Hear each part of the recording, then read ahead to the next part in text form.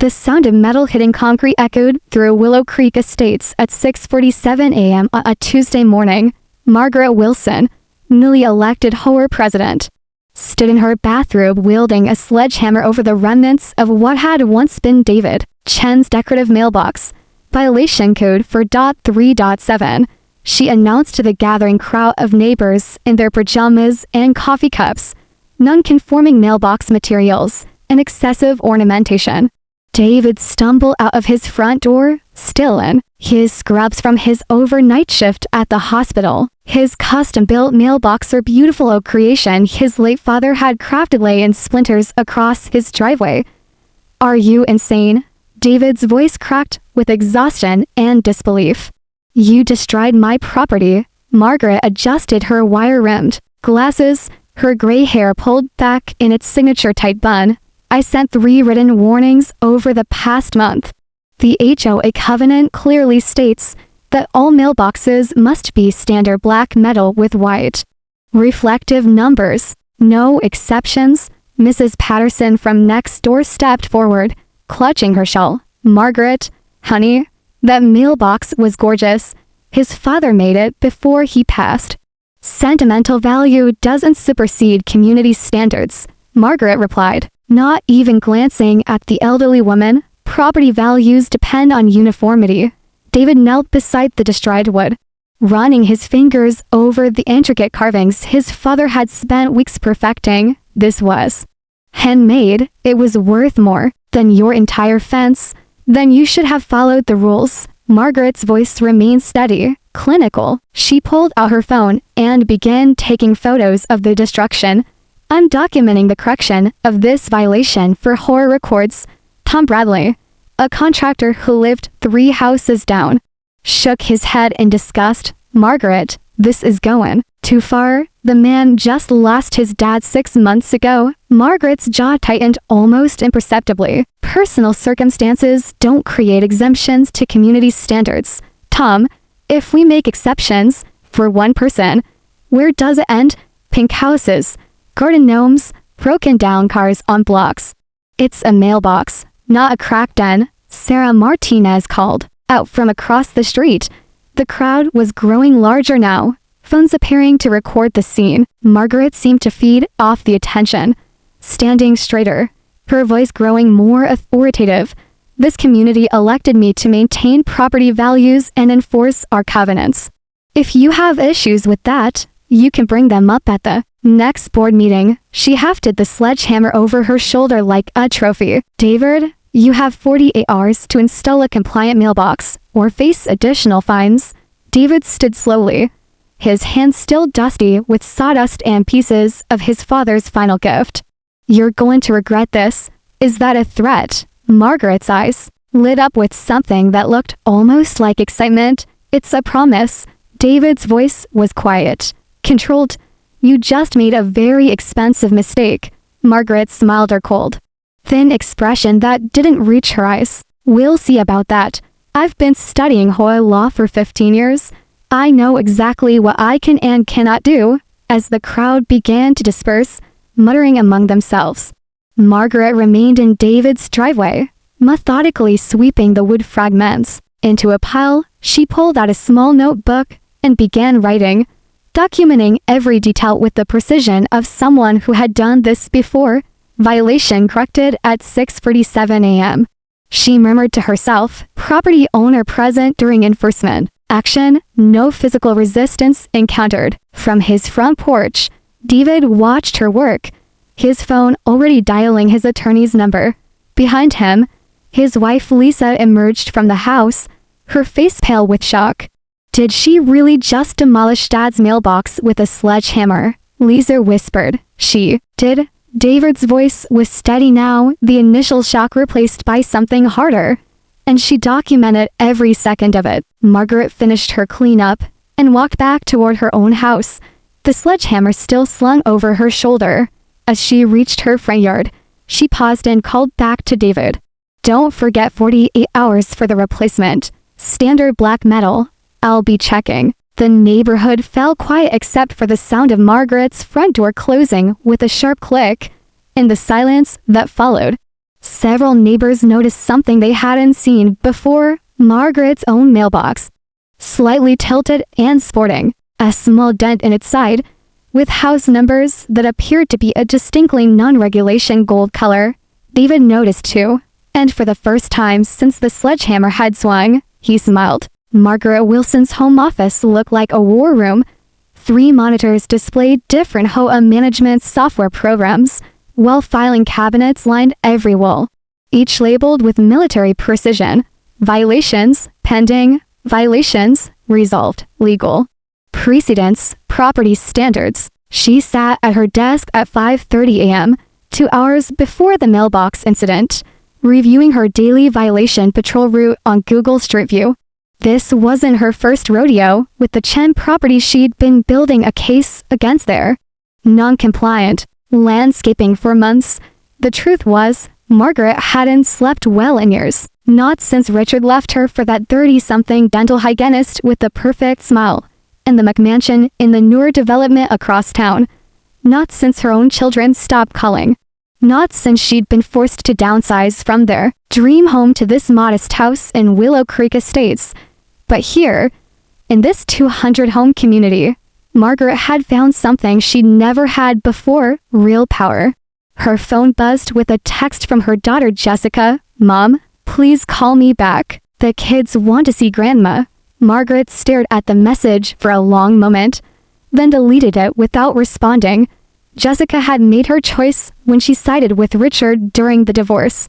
They all had. She opened her laptop and began typing. Her daily report: patrol schedule for 6 o'clock a.m., primary target, 1247 Oak Lane, Chen residence. Mailbox violation has persisted for 31 days despite multiple written warnings. Recommend immediate enforcement action.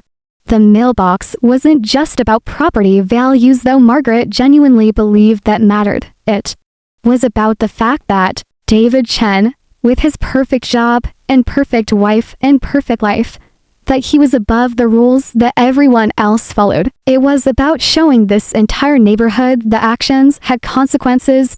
By 10 a.m., Margaret was in the HOA office, fielding angry phone calls. "This is insane." Tom Bradley's voice crackled through the speakerphone. "You destroyed a man's personal property." "I enforced a community standard," Margaret replied, making notes in David's file. "And I follow proper procedure." "Proper procedure doesn't include showing up with a sledgehammer." Margaret's pen paused over the paper. "Tom, are you questioning my authority as HOA president?" "I'm questioning your sanity." The line went quiet for a moment. Margaret could hear Tom breathing, probably trying to control his temper. Good. She'd learned that controlled anger was a sign she was winning. "Let me be very clear," Margaret continued. "Every action I take is within my legal rights as outlined in our community covenants. If you'd like to challenge that, you're welcome to hire an attorney." After Tom hung up, Margaret pulled out David's complete file. She'd been documenting every potential violation for 8 months. Grass slightly over regulation height on 3 occasions. Holiday decorations left up to days past the approved date. A small oil stain on his driveway. That took him a week to clean. Her phone rang again. This time it was David. "We need to talk." His voice was calm, professional. "My office hours are posted on the HOA website. This isn't a social call." "Margaret, you committed vandalism and trespassing this morning." Margaret felt a familiar thrill. This was the part she enjoyed most when they tried to fight back. "I have written documentation of multiple warnings. I follow proper escalation procedures. You destroyed property worth over $3,000. You can file a claim with your insurance." There was a pause. "Margaret, I'm trying to give you a chance to make this right. My father built that mailbox. It had sentimental value beyond money. And now you can install a compliant replacement and move on with your life. Like you moved on after your husband left." The words hit Margaret like a physical blow. For a moment, she couldn't speak. David had done his homework too. "That's completely irrelevant," she managed. "Is it? Because from where I'm sitting, this looks like someone who's lost control of her own life trying to control everyone." else's, Margaret's. Hint Titan on the phone. You have 36 hours remaining to install a compliant mailbox, Mr. Chen. Good day. She hung up, but her hands were shaking. She walked to her filing cabinet and pulled out a thick folder labeled Legal Precedents. Property Distraction. She'd been preparing for this conversation for months, researching every case where HOA enforcement had been challenged in court. But David's words echoed in her mind, lost control of her own life. The truth stung, because it wasn't entirely wrong. Margaret looked out her office window at the perfectly manicured common area, every blade of grass regulation height, every tree professionally trimmed. This community was her masterpiece, her proof that she could create something perfect even when everything else had fallen apart. She picked up her phone and dialed her attorney. Bill. It's Margaret Wilson. I need to discuss HOA enforcement procedures, specifically our legal protections when dealing with non-compliant property owners who might try to retaliate. As she spoke, Margaret watched David Chen through the window, standing in his driveway with what looked like a measuring tape, carefully examining every inch of the neighboring properties. He was wearing a suit now, no longer the exhausted doctor in scrubs from this morning. He looked like a man with a plan. The Willow Creek Estates Community Center hadn't seen this many residents since the pool incident of 2019. Every folding chair was occupied, with dozens more people standing along the walls and spilling out into the hallway. Margaret sat at the front table, flanked by the other four board members who looked increasingly uncomfortable as the crowd grew larger. David Chen entered at exactly 7 p.m. carrying a leather briefcase and a large manila envelope. He took a seat in the front row, directly facing Margaret, and placed his materials on the empty chair beside him with deliberate precision. Before we begin tonight's meeting, Margaret announced, I want to address the misinformation that's been circulating about this morning's violation enforcement. Everything I did was within my legal authority as HOA president. A murmur rippled through the crowd. Tom Bradley stood up from the third row. Margaret, you destroyed a man's personal property with a sledgehammer. There's no misinformation about that. Half the neighborhood saw it. I corrected a violation that had persisted for over a month despite multiple warnings. David raised his hand. May I speak? Margaret's jaw tightened. The floor is open for community input. David stood and walked to the front of the room, opening his briefcase. He pulled out a thick stack of papers and a small device that looked like a tablet. Thank you. I wanted to share some interesting information I discovered today while researching HOA enforcement procedures. He pressed a button on the device, and Margaret's voice filled the room through a small speaker. Don't forget 48 hours for the replacement. Standard black metal. I'll be checking. This is from my security camera this morning, David explained. But that's not the interesting part. He pulled out a photograph and held it up for the room to see. It showed Margaret's mailbox in clear detail, tilted, dented, with distinctly gold-colored numbers. According to HOA Covenant 4.37, which Margaret cited this morning, all mailboxes must be standard black metal with white reflective numbers, no exceptions. David's voice remained calm and professional. Margaret's own mailbox violates 3 separate provisions of this rule. The room erupted. Margaret felt her face flush as neighbors began pointing and murmuring. She reached for her gavel. But David wasn't finished. But wait.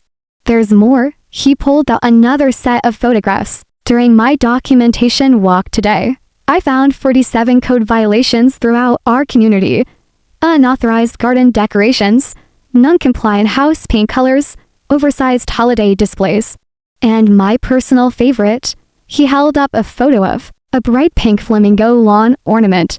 This has been in Mrs. Patterson's front yard for 3 years, according to the violation log I obtained through a public records request. Margaret has never cited it once. Mrs. Patterson called out from the back. That flamingo was my husband's dying wish.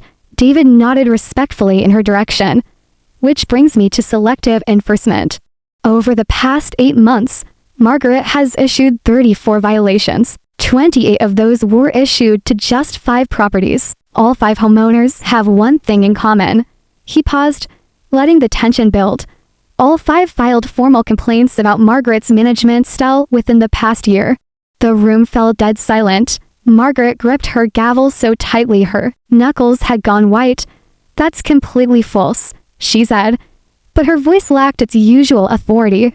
David opened his manila envelope and began distributing copies of documents to the front rows. "These are the complaint forms, cross-referenced with violation reports. The pattern is pretty clear." Board member Jana Morrison, who had been unusually quiet, finally spoke up. "Margaret, is this true? I enforce violations as I discover them." Margaret replied, "I don't keep track of who's filed complaints." David pulled out his phone and began reading. Email from Margaret Wilson to Bill Henderson, HOA attorney. Dated 6 weeks ago, "We need to find legal grounds to pressure the 5 problem homeowners into either compliance or departure. Their constant questioning of my decisions is undermining board authority." Margaret shot to her feet. "How did you get that email?" "Public records request. How are communications conducted on community equipment are subject to disclosure." David's smile was razor thin. "Your email signature automatically copies all correspondence to the community server." The room exploded again. Neighbors were on their feet, some shouting questions, others demanding Margaret's resignation. Janet Morrison banged her own gavel, trying to restore order. "Margaret," Shauna said once the noise died down, "we need to discuss this in executive session." "There's nothing to discuss," Margaret snapped. "These are all legal enforcement actions." David held up one final document. "Actually, there is something to discuss. I filed a lawsuit this afternoon for destruction of property, trespassing, harassment, and civil rights violations under the Fair Housing Act. The retainer fee alone was more than my father's mailbox was worth." Margaret felt the room spinning slightly. "You can't prove harassment." "Actually, I can." David's voice was softer now, almost sympathetic. "Margaret, I know you've been through a difficult time. Your divorce, your family situation, it's all public record. But taking out your personal problems on your neighbors isn't the answer." For the first time in months, Margaret felt truly vulnerable. The authority she'd wrapped around herself like armor was cracking. And everyone could see the broken woman underneath. "I was protecting property values," she whispered. "No," David said gently, "you were protecting yourself. But you went too far." The room had gone completely quiet now, everyone watching as Margaret Wilson, the woman who had ruled Willow Creek Estates with an iron fist for 2 years, slowly sank back into her chair, the gavel slipping from her fingers and clattering onto the table. Jana Morrison cleared her throat. "I motion for an immediate vote of no confidence in our current HOA president." "Seconded," came a voice from the back. "All in favor." A forest of hands rose throughout the room. Margaret didn't bother counting them. She already knew she'd lost everything. 3 weeks later, Margaret Wilson sat in her kitchen, surrounded by boxes. The resignation letter had been submitted. The lawsuit settled out of court, and the for sale sign was already drawing interested buyers. Willow Creek Estates had moved on without her with surprising speed.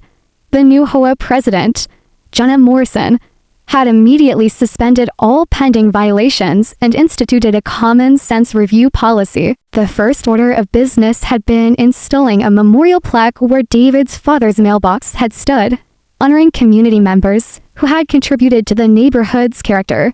Margaret's phone buzzed. A text from Jessica. "Saw the news about your HOA thing online.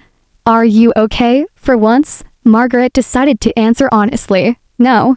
But maybe that's not entirely a bad thing." The response came quickly. "Want to come to dinner Sunday? The kids miss their grandma." Margaret stared at the message for a long time. She'd spent so much energy controlling everything around her that she'd forgotten what it felt like to just let things happen naturally, to trust that people might care about her without needing to be managed or regulated. "I'd like that," she typed back. A knock at the door interrupted her thoughts. Through the peephole, she could see David Chen standing on her porch, holding a small wrapped package. Margaret opened the door hesitantly. "David, Margaret," He held out the package. "I wanted to give you this before you move." She unwrapped it carefully. Inside was a small wooden birdhouse, obviously handmade, but not professionally crafted. The kind of project someone might make in a weekend woodworking class. "I made it myself," David said. "But you might want something for your new place. No HOA restrictions on birdhouses, I assume?" Margaret turned the little house over in her hands. It was imperfect, slightly lopsided, with visible nail marks and uneven staining. It was also beautiful in a way her perfectly manicured community never had been. "Why?" she asked. David leaned against her doorframe. "Because I understand what it's like to lose control of everything that matters. After my dad died, I threw myself into work, into following every rule, into being the perfect neighbor. I was so afraid of losing anything else that I forgot how to live." Margaret felt tears building behind her eyes. "I destroyed something irreplaceable. You did. But you also taught me something important about what really matters." David smiled, and for the first time it wasn't sharp or calculated, just genuine. "My dad would have liked knowing his mailbox started a revolution after David left." Margaret sat on her front porch with the birdhouse in her lap. Across the street, she could see Mrs. Patterson watering her flowers, the pink flamingo still standing proudly in her front yard. 2 houses down, someone had installed a mailbox that looked suspiciously like it might be made of cedar. The neighborhood looked lived in now, less perfect, but more real. Margaret had to admit it was an improvement. Her phone rang. Bill Henderson, her attorney. "Margaret, I have some interesting news. The buyer for your house wants to know if you consider staying on as a property management consultant. Apparently, your documentation systems are the most thorough they've ever seen." Margaret almost laughed. "They want to hire the woman who destroyed someone's mailbox with a sledgehammer. They want to hire the woman who knows HOA law better than most attorneys and can spot a code violation from 3 blocks away. The sledgehammer thing just proves you're committed to results." After hanging up, Margaret looked down at the birdhouse again. Maybe there was a way to use her particular talents without destroying what people loved. Maybe control and care didn't have to be the same thing. As the sun set over Willow Creek Estates, Margaret noticed something she'd never seen before. Her neighbors were outside, talking to each other across their perfectly regulation driveways, children playing in yards that showed signs of actual use rather than magazine perfect maintenance. It looked like a community instead of a prison, and for the first time in years, Margaret Wilson thought that might be exactly what home was supposed to look like. But late that night, as she finished packing her files, Margaret discovered something that made her blood run cold. A letter buried deep in her correspondence folder, dated 3 months before the mailbox incident. It was from the county planning office, regarding a potential rezoning proposal that would affect property values throughout Willow Creek Estates. A proposal that David Chen had submitted. Margaret sat back in her chair, the letter trembling in her hands. Had David orchestrated the entire confrontation? Had he used her own controlling nature against her to remove the one person who might have fought his development plans? She looked out her window at his house, where a single light burned in what she now knew was his home office. David Chen, the perfect neighbor with the perfect lawsuit and the perfect timing. Maybe the real game was just beginning.